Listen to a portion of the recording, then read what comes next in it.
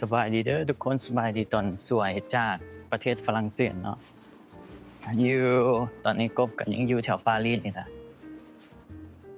ครับย่างเลาะทุกคนเมื่อกี้นี้จะไปซื้อน้ำดื่มเนาะเข้าไปห้างจ่ายบัตรวีซ่าสแกนตึ๊บมันแคนเซิลบ่จักว่าเป็นหยังดอกอยู่โฮสเทลคือกันก็เป็นคือกันก็เลยอยากไปแลกเงินก่อนตอนนี้ทุกคนเพราะว่าบ่ได้จับเงินยูโรจักเทื่อเลยก็เลยสิไปตอกแลกเงินก่อนย่างเลาะตามเมืองแหละทุกคน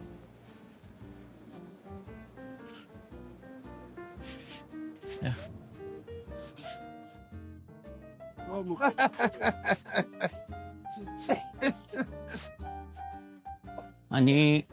ละแวกกบยูนี่มันก็รู้สึกว่ามีคนดำหลายทุกคนแบบประมาณพวกแขกพวกนี้ได้รถถีบ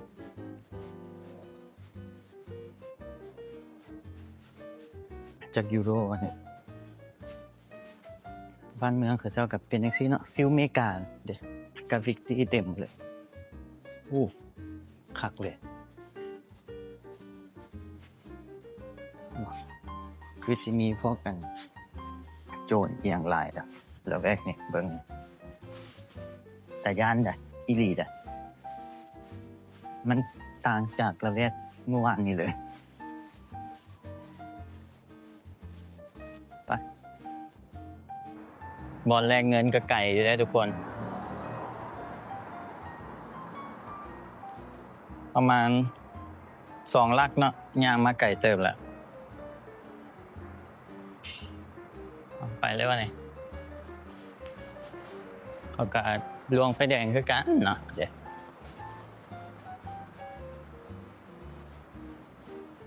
งามเด้อเขาก็เป็นประเทศแรกเนาะยุโรปก็รู้สึกว่ามันงามนะทุกคนแบบก็คืออยู่ในหนังเลยเนาะทุกอย่างนะเมื่อกี้นี่กายห้านตัดผมมาค่าตัดผมป๊อติโถพี่ลึกขนาดทุกคนเอ้ยจักดอนวะ14 ยูโร13 ยูโรประมาณนี้แพงเนาะเทียบกับยูลาวแล้วโอ้ย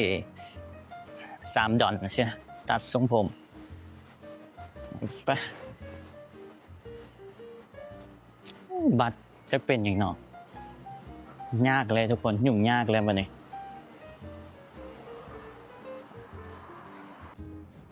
กราฟิกตี้เต็มฝาเนาะ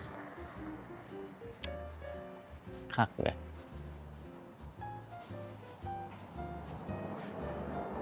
ตอนนี้3 โมงครึ่งทุกคนปุ๊บน่าจะย่างไปฮอดฝุ่นประมาณ4 โมงอยู่แหละย่างชิวๆอากาศเย็นเนาะกันย่างเพลินๆเหลียวไปทางใดกับแบบตึกเป็นอย่างซี่เนาะเขาเจ้าเฮ็ดแบบวางโครงดีนะเนาะวางโครงดีนะ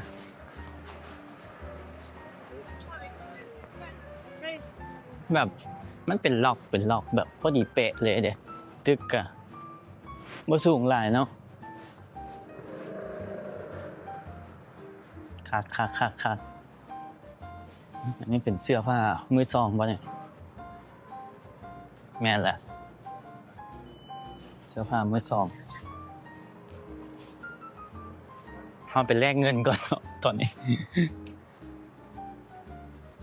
อยากกินน้ำดื่มกับบ่มีให้โอ้ยตายบ่แม่นบ่มีให้บ่มีเงินซื้อเนาะ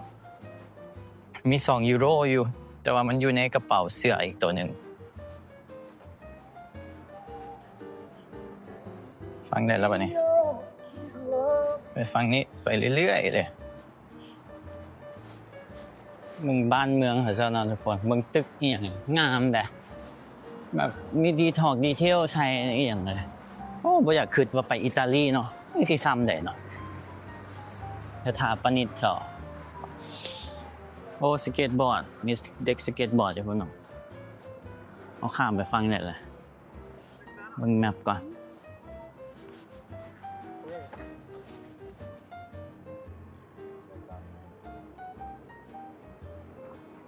ข้ามนี้เนาะเห็นไหม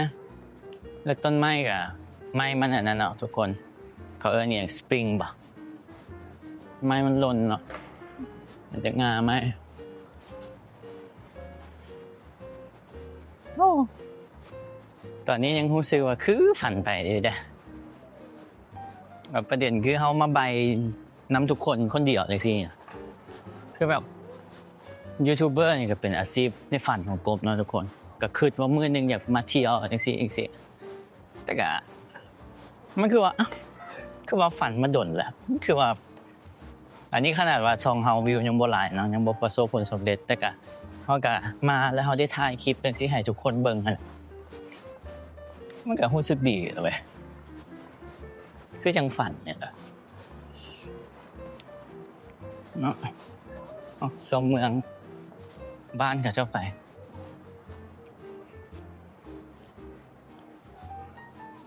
โอ้ยมาผิดฝั่งแค่ข้ามไปพุ่นเลยโอ้มันมีอันนี้ให้รอดไปแต่ว่าเสี่ยวเนาะเมโทรที่บอกย่านนี่แหละ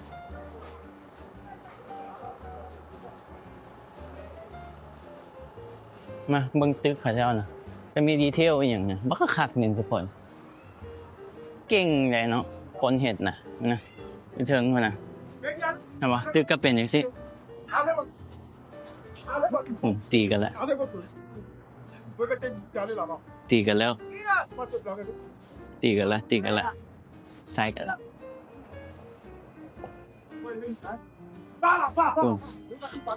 ใส่กันแล้วฝุ่นยานเนาะ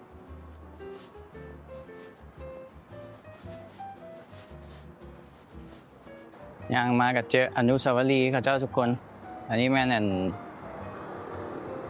เป็นภาคเขาเจ้านะเนี่ยมันเป็นตัวประติมากรรมเขาเจ้าคักเด้อฝรั่งเนี่ยคักเด้อไม่ข้ามไปพุ่นเนาะถือว่ามื้อนี้กับย่างชมพาทุกคนชมเมืองชมวิวไป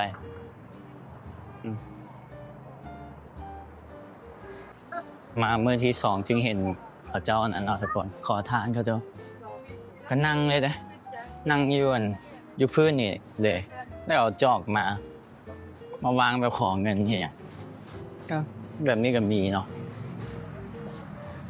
บอกไม่งามอีหลีเลยทุกคนไปเลยปุ๊บสิค่อยๆปิ้นไปแล้วยานลายตาปุ๊บ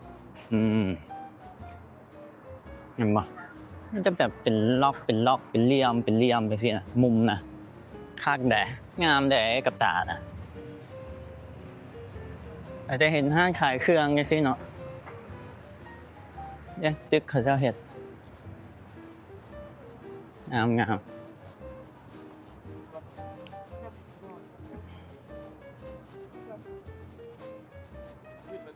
โอทาโก้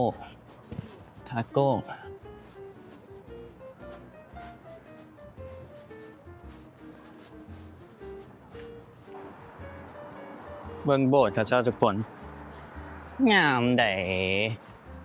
โอ้รายละเอียดอยู่ฟ้านะคักเนาะโอ้ดูโชแล้วก็มีคาเฟ่สไตล์นี้เนาะนั่งเต็มไปหมดเลย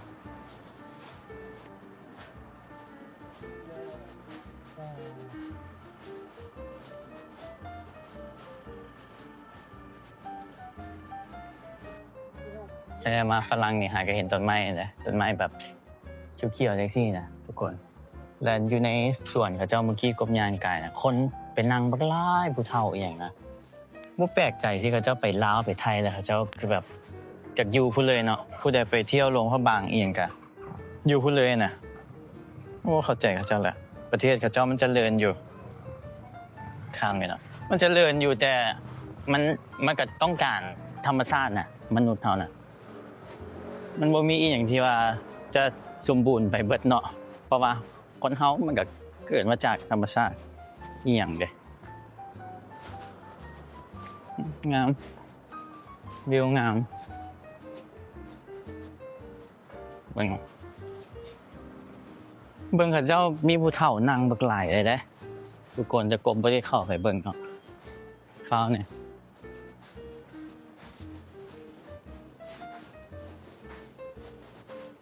เครื่องฟอกเครื่องเพชรโมงอีหยังเขาก็โชว์จังซี่เนาะ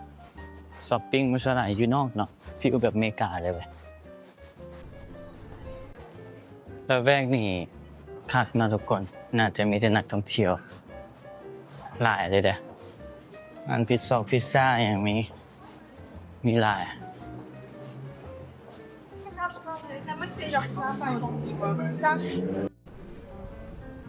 อันนี้ของฝากทุกคน currency แม่เข้าไปแลกก่อนแลกเงินก่อนทุกคน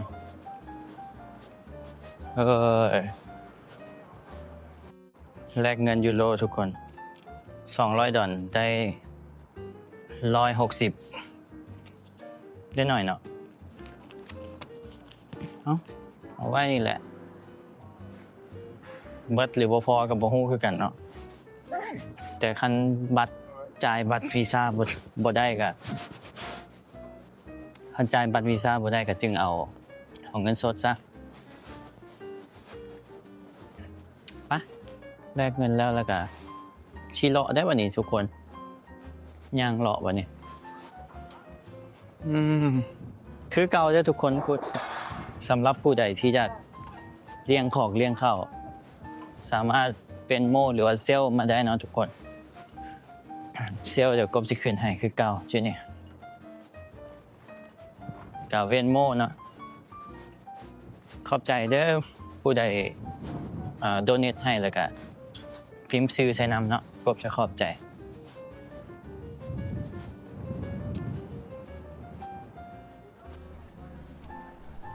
บ้านเขานี่คักเนาะบาง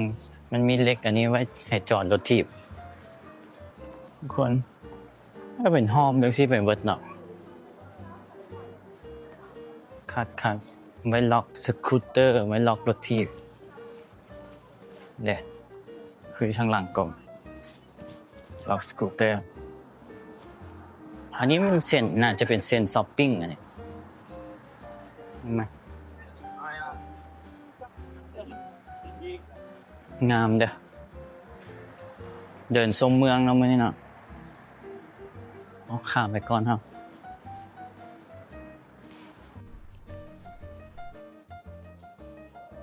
เบิ่งแม่ทุกคนบ้านเขาหินก็แบบตั้งแต่สมัยใดนี่แปลงบ่แม่นดินจี้ธรรมดาได้ตัดเป็นจังซี่ได้ก้อนบักใหญ่ได้นี่เห็นมั้ยความงามนะรายละเอียดแบบมันยิบจุกจิบนี่หลายเนาะมาบอกบัวมีเทิงงามอีหลีเด้อแล้วเส้นทางกับเจ้าก็เป็นแบบซี่อีกทุกคนคือเอาขี้หินมาตอกตั้งแต่สมัยนะทุกคนเจริญแฮงเนาะโอ้นั่นตลาดบักไม้สดไปนี้ก่อนพุ่นน่ะปราสาทและเฮ็ดเป็นรูปปั้นอันนั้นอันนี้นะงามแฮงอันนี้ Starbucks นะคักเลย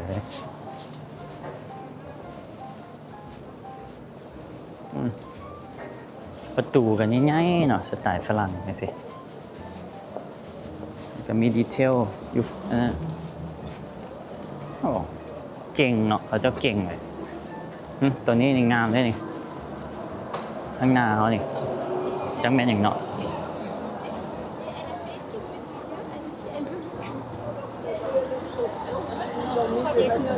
งามเลยถ่ายรูปกัน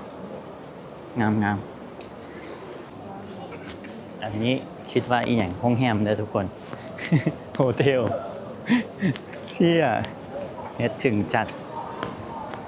นะเฮ็ดปานบังอีหยังเนี่ยขี้หินตั้งแต่สมัยก่อนประเทศคุณมันตั้งแต่สมัยไหน โอ้ตั้งแต่ล่าอาณานิคมพูดอยู่บ่นี่คุณ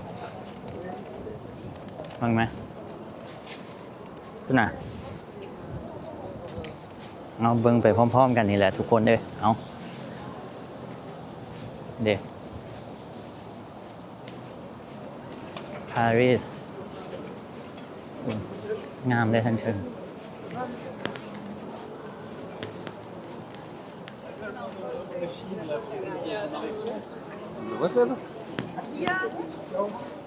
กบก็ลืมแต่งตัวแบบสไตล์อังกฤษเนาะวัยรุ่นอังกฤษ UK แบบวัยรุ่นยุโรปสินะบ่ได้แต่งเอาไปเรื่อยๆทุกคนคลิปนี้ยางเลาะเมืองเนาะโอ้อากาศดีเว้ยเพราะมันเย็นหูเด้ดีแต่ว่าใส่หมวกแล้วมื้อนี้เนาะบ่ใส่หมวกนี่โอ้บ่ได้เย็นขอเฮาสิโทเย็นคือแบบคือกบไปเห็นอันนั้นของฝรั่งเนาะเจิร์กส์โบสถ์นะยูเวียนนะฮานอยนะก็ว่างามแหละได้มาเบิ่งอยู่เมืองเขาเจ้าอีหลีนี่นะโอ้ยโคตรงามงามอีหลีเลยทุกคนแต่คันประเทศลาวคือสภาพเนาะเป็นจังซี่หมดนะกบว่าน่าจะอึดอัดอันนี้ความคิดกบเด้อทุกคนห้ามดราม่านะเพราะบ่แม่นหยังเฮาลึงจังซั่นแน่อันนี้มันพัฒนาโพดนะใช่มั้ยและคนก็แบบผู้ใดก็ฟ้าวไปหั่นไปนี่จนบ่ได้ทักทายกันอีหยังนะสิขอความช่วยเหลือกันยากก็ย่านแบบเป็นสแกมเมอร์สินะเป็นโจรเป็นอีหยังต้มตุ๋นมาตัวกันสินะมันก็มีข้อดีข้อเสียเนาะเจริญแหละเห็นไหมมันบอกจะเป็นล็อกซีแจตลอด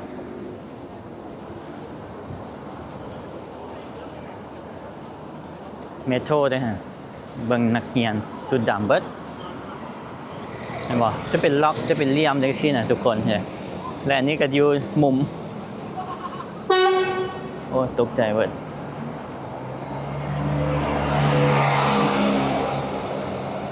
อังกฤษก็ต้องคือนี่แหละกบเพราะว่ายุโรปคือกันเนาะเห็นไหม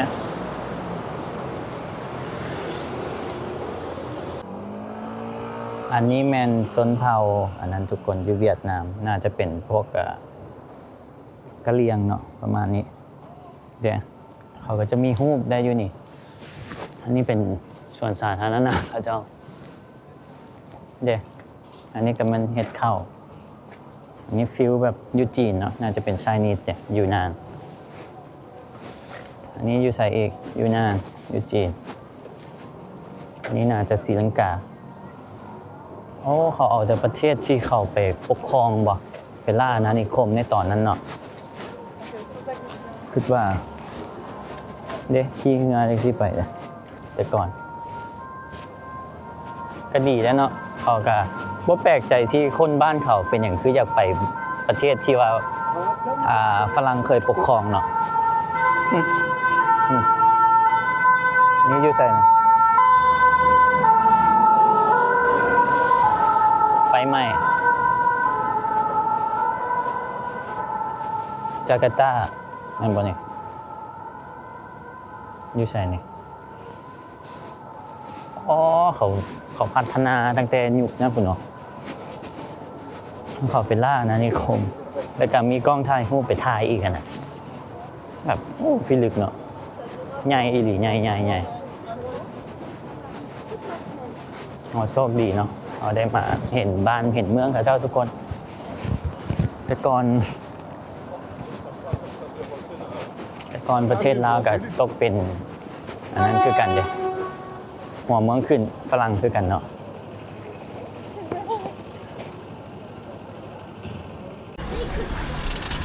ทุกคนเบิ่งยูนิโคลเนาะแม่งเท่ว่ะยูนิโคลอยู่ฝรั่งเนาะแต่ละประเทศก็มีเสน่ห์ต่างกันเนาะตึกงามเนาะทุกคนรู้สึกว่าคนกับเจ้าหลายเนาะคือเดี๋ยวกบซอข้อมูลเนาะ ประชากรประเทศฝรั่งนี่มี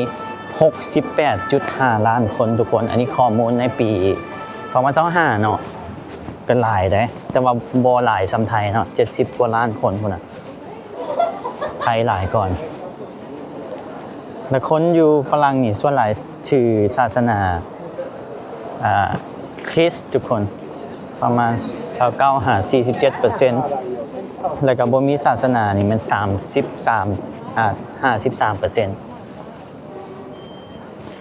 บ่มีพุทธเนาะมีพุทธเด้พุทธ 2% ยิว 1%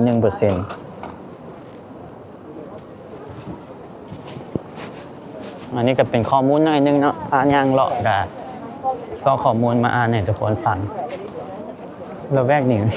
เป็นละแวกช้อปปิ้งเหมือนเด้นี่เป็นละแวกช้อปปิ้งมันเนาะเด้นี่ชาล่า